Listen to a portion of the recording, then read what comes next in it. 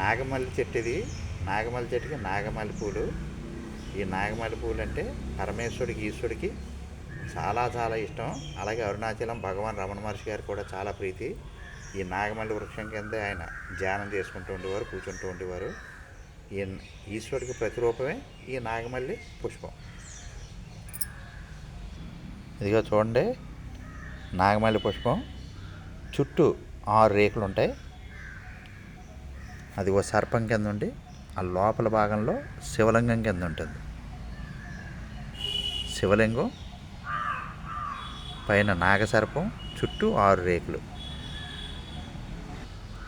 అదిగో శివలింగం, ఇదిగో నాగసర్పం, చుట్టూ 6 రేకులు, చుట్టూ 6 రేకులు.